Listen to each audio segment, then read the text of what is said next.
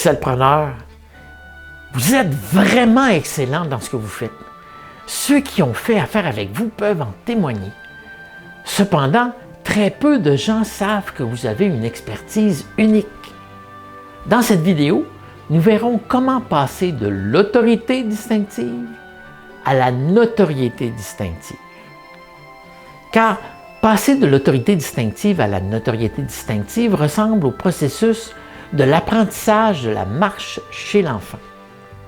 Pendant des mois, l'enfant développe des habiletés qui lui seront essentielles pour marcher, puis un jour, miracle, l'enfant marche, puis il court tellement qu'il est difficile à suivre.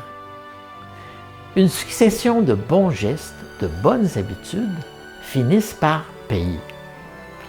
L'enfant ne cesse de faire des exercices jour après jour. Ceux-ci le mèneront à marcher seulement s'il est persévérant.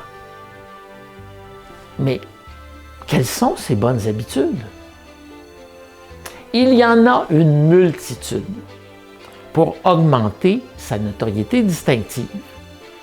Dans cette vidéo, nous verrons une de ces bonnes habitudes. La première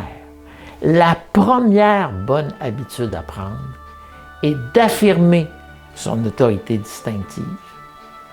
Plusieurs sont gênés, bizarrement, de dire qu'ils sont bons, très bons, excellents dans quelque chose.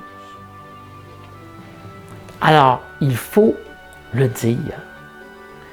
Il faut mettre cette autorité-là, la mettre dans son slogan, obtenir et diffuser des témoignages de clients, l'exprimer dans ses courriels, sur son site web et dans ses publications sur ses réseaux sociaux. Vous êtes le meilleur pour régler le problème numéro 1 de plusieurs clients?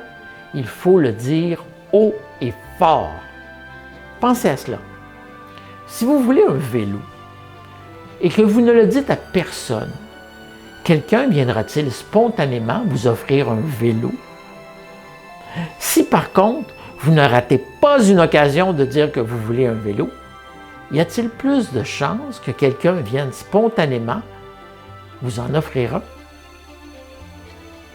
L'exercice d'aujourd'hui est tout ce qu'il y a de plus simple. Aujourd'hui, nous verrons à modifier votre utilisation des courriels. Simplement les courriels. 1.